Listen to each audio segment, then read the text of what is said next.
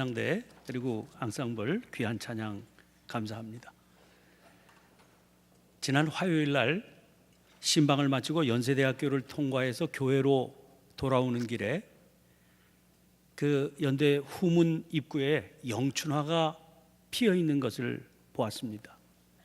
비록 꽃샘 추위가 여전히 기승을 부리고 또 영동 지방에서 며칠 전 폭설이 내렸다 그런 뉴스도 보았지만 드디어 봄은 우리 곁으로 와 있습니다.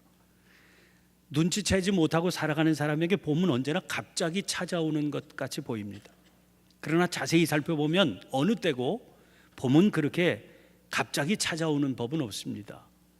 아직 추위가 세력을 떨치고 있는 것 같은 시절부터 이미 봄은 조금씩 우리 곁으로 찾아옵니다.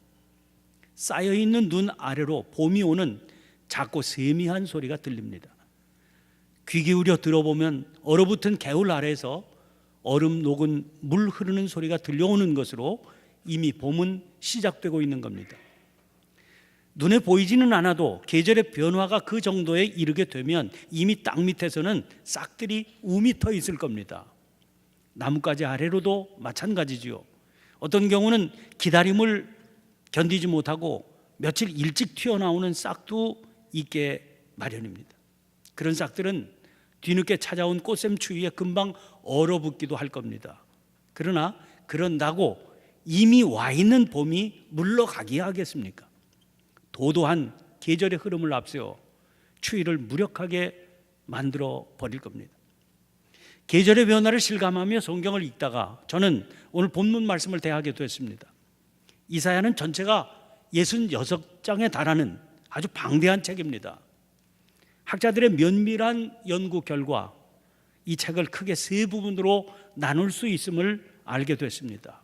그것은 각 부분의 역사적인 배경이 너무나 다르기 때문에 뚜렷하게 구분이 됩니다. 첫 번째 부분은 1장부터 39장까지로 멸망당하기 직전 유다의 혼란기가 그 배경을 이루고 있어서 예언은 주로 심판의 선언으로 이루어져 있습니다. 이어지는 40장에서 55장까지는 역사의 무대가 바벨론 포로 시대 말기로 바뀌게 되면서 구원과 해방과 회복의 소식이 예언의 중심을 이루게 됩니다.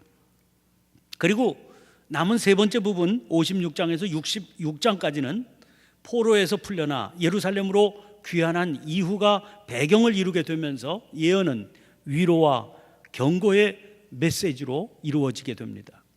오늘 본문 말씀인 43장은 그 두 번째 부분에 속하게 되는 말씀이지요. 오늘 본문 말씀에서 하나님께서는 먼저 당신이 누구신지를 소개하고 있습니다. 예언자를 통해 소개되고 있는 하나님 어떤 분이십니까? 16절 17절 말씀입니다. 나 여호와가 이같이 말하노라.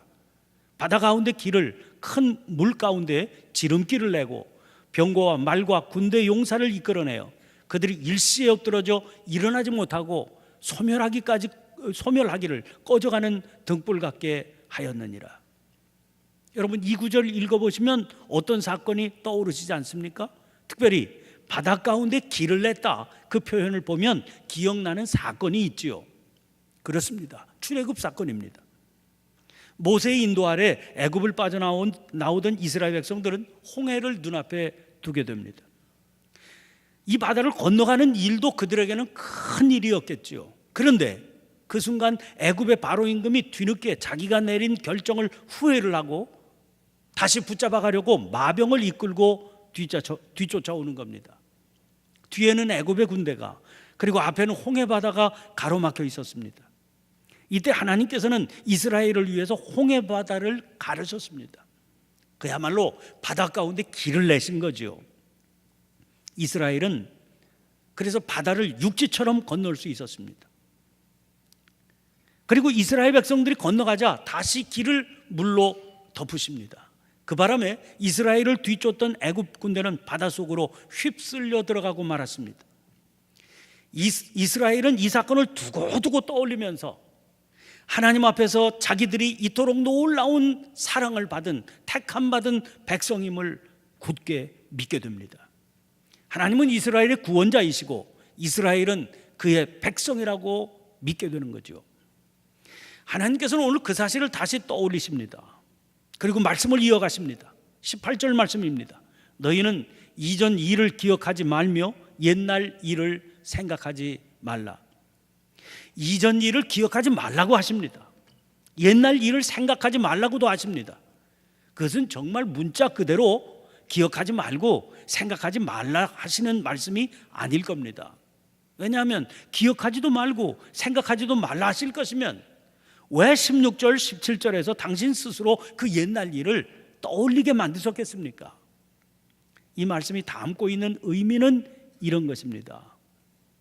이스라엘을 애굽 종살이에서 건져주시고 홍해바다를 건너가게 하셨던 일은 옛날 그때만 일어나는 일이 아니라고 하는 거죠. 그러니까 과거의 추억에만 매달려 있지 말라고 하시는 겁니다. 19절 상반절에 분명히 하나님의 그 마음이 드러나 있죠. 보라, 내가 새 일을 행하려니 이제 나타낼 것이라. 포로 생활은 암담하고 고통스러운 생활이었을 겁니다. 그 생활하면서 이스라엘은 생각했겠죠. 아니, 그 옛날 하나님께서는 이런 종살이로 신음하고 있던 이스라엘 백성 구원해 주시지 않았나? 그때는 홍해바다를 갈라서 길을 내셔서 무사히 건너가게 해 주셨다는데, 무서운 바로의 군대는 물로 떠내려가게 해 주셨다는데, 이런 생각 속에 담긴 이스라엘의 마음은 어떤 것이었겠습니까? 과거에 역사하신 하나님, 그런데 지금은 아무런 힘도 쓰지 못하시는 하나님 아니겠습니까? 하나님이 지금도 살아계신 분이라면, 지금도 역사하시는 분이라면 어떻게 지금의 비참한 현실을 내버려 두시냐? 도무지 받아들일 수 없다. 그런 마음 때문입니다. 이런 생각 속에 있는 이스라엘을 향해서 이사야는 분명히 선언하고 있습니다. 너희는 이전 일을 기억하지 말며 옛날 일을 생각하지 말라. 보라, 내가 새 일을 행하리니 이제 나타낼 것이라. 무슨 말입니까? 하나님은 과거의 기억 속에 묻어둘 수 있는 분이 아니시라는 겁니다. 과거 이스라엘 역사 속에서 놀라운 일을 행하셨던 하나님, 그분은 지금도 살아계셔서 놀라운 일을 이루어 주시는 전능하신 하나님이시라는 겁니다. 이제 그 사실을 믿으면 그 일이 일어나게 될 테니까 눈을 뜨고 똑똑히 봐라 하시는 겁니다. 그러면 이제 나타낼 하나님의 역사는 어떤 겁니까? 19절 하반절입니다. 반드시 내가 광야의 길을 사막의 강을 내리니. 그 옛날 모세 인도를 받아 애굽에서 가나안 땅으로 향하여 가는 길에는 홍해바다가 가로막혀 있었죠. 하나님께서는 그때 바다 가운데 길을 내주시지 않았습니까? 이제 바벨론에서 가나안 땅으로 향해 가는 도중에는 거대한 광야와 큰 사막이 가로막혀 있습니다. 그런데 하나님께서 선언해 주시는 겁니다. 그때 바다의 길을 내주었듯이 이제는 너희들 앞에 놓인 광야에 길을 내주시겠다는 겁니다. 또 가로막혀 있는 메마른 사막을 건너게 될 때 강이 흐르게 해주시겠다는 겁니다. 광야에서는 물을 주시고 사막에는 강이 흐르게 해서 당신의 백성, 당신의 택한 자가 그것을 마실 수 있게 해 주시겠다는 겁니다. 광야의 길, 사막의 강, 이거 다 믿을 수 없는 그야말로 기적입니다. 그러나 하나님께서는 약속하세요. 19절에 반드시라고 하는 표현이 등장하고 있지 않습니까? 당신이 반드시 그 기적 이루어 주신다는 겁니다. 저는 오늘 본문 말씀을 여러 가지 번역본으로 비교하며 읽어보다가 19절에 등장하는 이제 나타낼 것이라, 이 구절의 의미에 새롭게 눈을 뜨게 됐습니다. 개역 성경 그리고 개역 개정판 성경에는 다 이제 나타낼 것이라 이렇게 번역이 되어 있습니다. 그런데 새번역 성경에서는 이 구절을 이 일이 이미 드러나고 있는데 이렇게 번역해 놓았습니다. 자, 한번 비교해 보세요. 이제 나타낼 것이라, 그리고 이 일이 이미 드러나고 있는데. 나중 번역으로 보면 뜻이 한결 더 선명하게 들리시지 않습니까? 이 구절을 공동 번역으로 읽어보았더니 거기는 이렇게 번역을 해 놓았습니다. 이미 싹이 돋았는데 그것이 보이지 않느냐? 어떻습니까? 굉장히 선명하지 않습니까? 그래서 오늘 설교의 제목을 이 표현으로 정하게 된 겁니다. 사랑하는 성도 여러분, 이 사실이 대단히 중요합니다. 그러므로 분명히 아시기를 바랍니다. 제가 이 설교 시작하면서 말씀드렸지요. 쌓여있는 눈 속에서 이미 봄은 와 있는 겁니다. 메마른 나뭇가지 속에 이미 싹은 돋아 있습니다.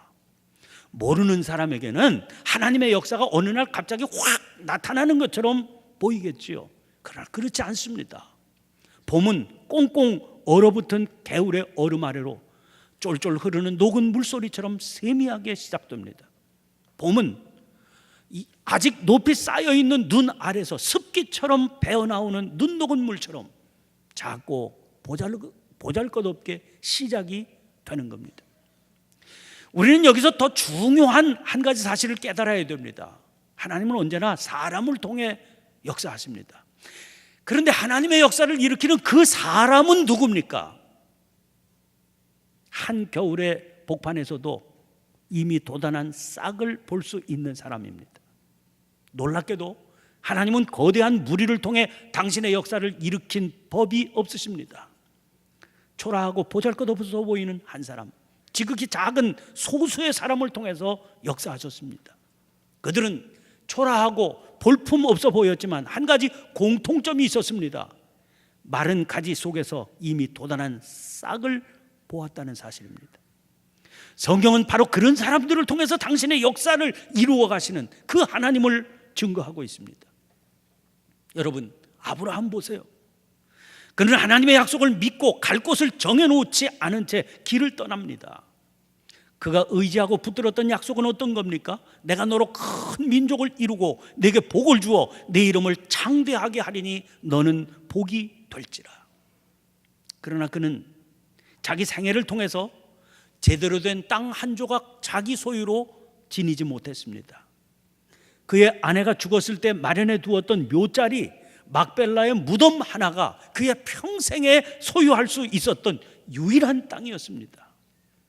그러나 그는 그것을 통해서 그 막벨라 묘자리 하나를 붙들고 하나님의 약속하신 축복으로 돋아난 싹을 보았습니다. 그래서 사방 천지를 바라보면서 그게 자기의 소유로 믿고 살았습니다. 자기 소유의 지역을 돌아보며 거닐듯 그렇게 사방 천지를 다니며 살았습니다. 이스라엘이 애굽 땅에서 고통당할 때도 마찬가지였습니다.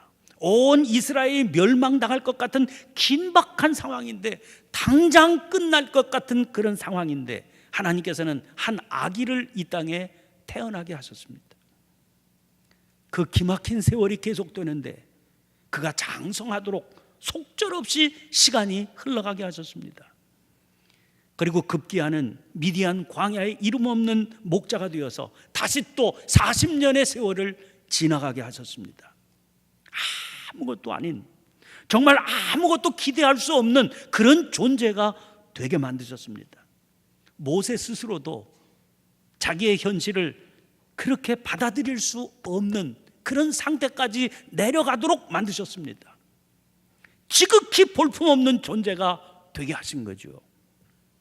그러던 어느 날 하나님께서 그를 부르십니다. 그의 눈앞에서 타는 가시덤불을 나타나게 하십니다. 하나님께서 일으키신 이 기이한 현상을 통해서 모세는 이스라엘을 구원하실 하나님의 도단한 싹을 보게 됐습니다. 하나님께서는 이 작고 보잘것없는 일을 통해서 이스라엘을 구원하는 엄청난 역사를 일으키는 불씨를 만드신 것입니다. 지금 우리는 사순절을 보내고 있습니다. 이 신령한 절기를 통해서 우리는 한 분 예수님에게 우리의 시선을 집중해서 돌리게 됩니다. 여러분, 이 예수님 생애를 생각해 보세요. 하나님께서는 보잘것없는 시골 마을을 찾으셨습니다. 그곳에서 평범한, 아니 그보다는 초라하다고 하는 말이 더 어울릴 시골 처녀 마리아에게 당신의 손길을 뻗으십니다. 그 마리아가 어느 날 누구도 돌아보지 않는 베들레헴의 마구간에서 아기를 낳아 구유 위에 뉘어놓았습니다. 당시 이분을 알아본 사람들 너무나 적었습니다. 그러나 우리는 이분을 정말 잘 알고 있습니다. 이분이 우리의 구세주이신 예수님이시기 때문이죠. 주님은 이 땅 위에서 긴 세월을 머물러 계시지 못했습니다. 그 중에서도 공적인 생애를 사신 것은 불과 3년 남짓한 기간입니다. 그 3년 동안 많은 사람을 만났다고는 하지만 세계 역사의 변두리 로마의 식민지 일부분 지역에서 일어난 일일 뿐입니다. 사람을 키웠다고 하지만 무식하고 가난한 12사람을 붙들고 지내셨을 뿐입니다. 그리고 최후에는 당신의 길을 가야 한다고 어리석고 미련한 도전을 하다가 십자가에 매달려 비참한 죽음을 맞으셨습니다. 그것이 주님의 길입니다. 그것이 인류 구원이라는 거창한 명제를 풀어나가시는 하나님의 방법이었습니다. 놀라운 것은 그 길을 외롭게 걷던 주님은 이미 도단한 싹을 보고 계셨다는 겁니다. 주님이 공생애를 시작하며 외치신 첫 마디 기억하십니까? 회개하라, 천국이 가까이 왔느니라. 아무도 깨닫지 못하고 알아주지 않는 혹독한 겨울 날씨 같은 생애를 사시면서 주님은 이미 구원의 봄이 와 있는 것을 아셨던 겁니다. 사랑하는 성도 여러분, 이 놀라운 사실에 눈을 뜨게 되면 이 땅 위에서 우리가 걸어가야 할 삶의 모습이 보이게 됩니다. 우리들에게 허락하신 그리고 맡겨주신 사명은 실로 거창합니다. 이 사명을 위해 주신 능력과 권세도 엄청납니다. 마태복음 28장 18절부터 20절에 그게 드러나 있지 않습니까? 예수께서 나와 말씀하여 이르시되 하늘과 땅의 모든 권세를 내게 주셨으니 그러므로 너희는 가서 모든 민족을 제자로 삼아 아버지와 아들과 성령의 이름으로 세례를 베풀고 내가 너희에게 분부한 모든 것을 가르쳐 지키게 하라. 볼지어다 내가 세상 끝날까지 너희와 항상 함께 있으리라 하시니라. 보세요, 우리의 사명이 뭡니까? 너희는 가서 모든 민족을 제자로 삼아 아버지와 아들과 성령의 이름으로 세례를 베풀고 내가 너희에게 분부한 모든 것을 가르쳐 지키게 하는 겁니다.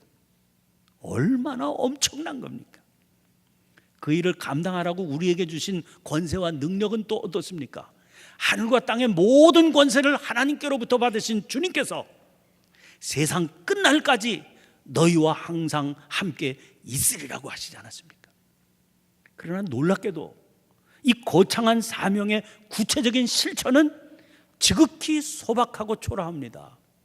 마태복음 25장에서 주님은 최후의 심판 비유를 통해서 아주 분명한 사실을 가르쳐 주셨습니다.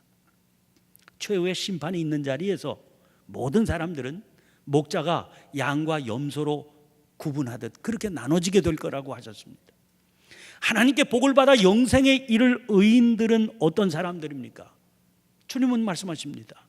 여기 내 형제 중에 지극히 작은 자 하나에게 한 것이 곧 내게 한 것이니라. 이것이 하나님의 시야입니다. 그리고 이것이야말로 하나님을 믿는 믿음의 눈으로 역사를 보고 세계를 보는 믿음의 사람들의 시야인 겁니다. 하나님은 이런 이들을 들어서 당신의 역사를 이루어 가십니다. 땅콩 박사로 잘 알려진 조지 워싱턴 카버는 위대한 흑인 과학자였습니다. 그는 노예제도 폐지 문제로 일어난 미국 남북전쟁 초기에 태어난 사람입니다. 당시 흑인 노예들이 대부분 그랬던 것처럼 그는 부모가 누구인지 자기의 생년월일이 언제인지 알 수 없었습니다. 태어난 지 불과 몇 달 만에 카버는 어머니와 함께 노예 도둑에 의해서 미주리주 남쪽에 있는 아칸소주라고 하는 곳으로 끌려갑니다. 끌려간 그들은 거기에서 그의 어머니가 배에 실려간 뒤에 행방불명이 되고 말았습니다.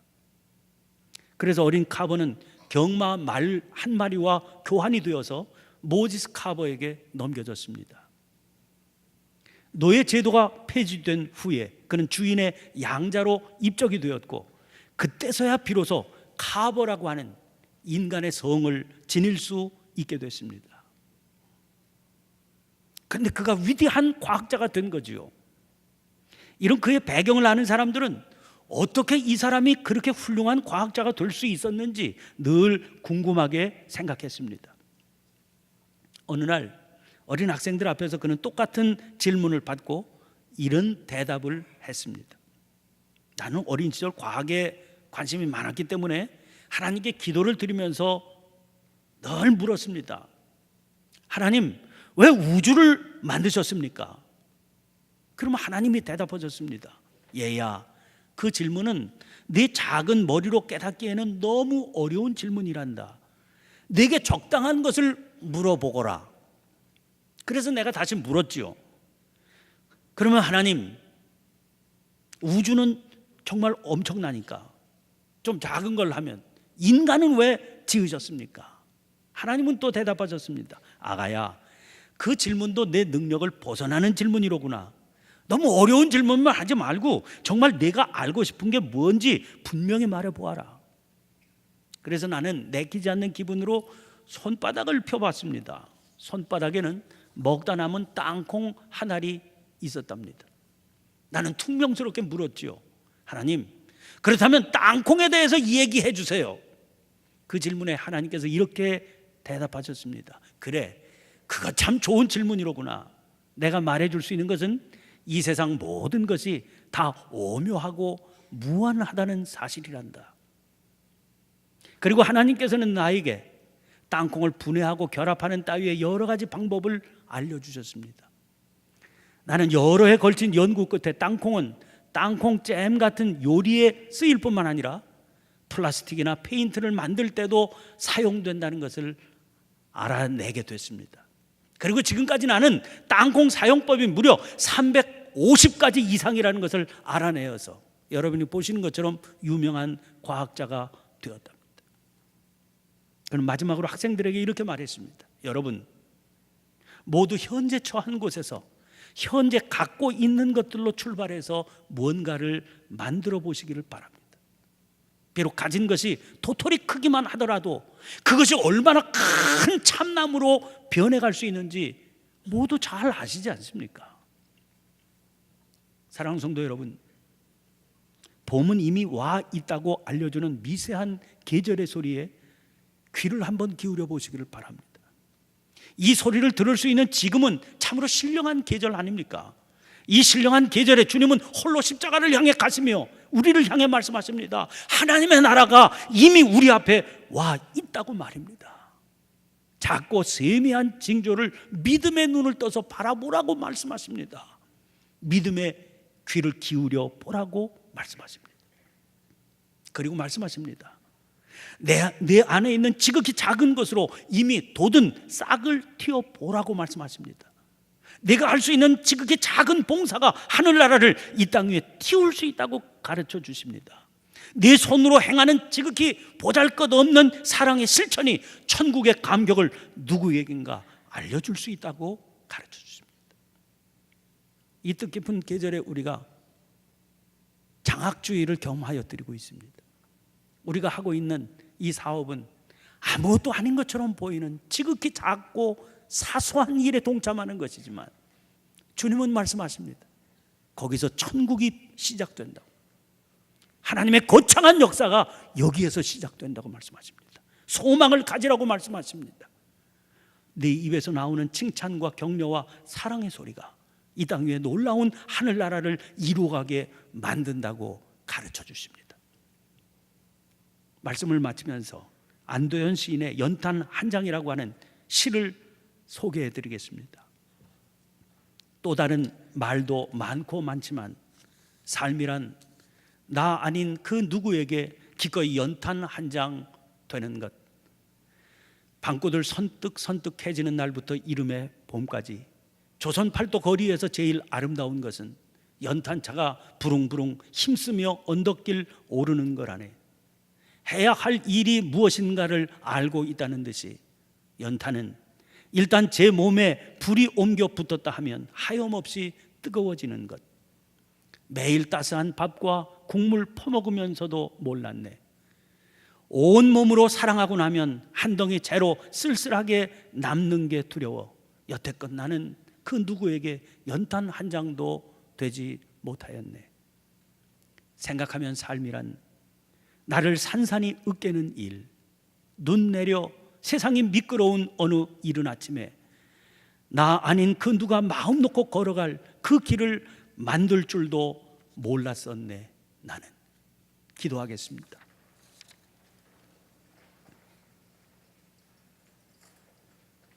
사랑의 하나님, 저희들은 눈앞에 겨울을 말하는 데 바빠 이미 와 있는 봄의 소리를 듣지 못했습니다. 쌓여있는 눈앞에 눈을 보면서 이미 돋아있는 싹을 보지 못했습니다.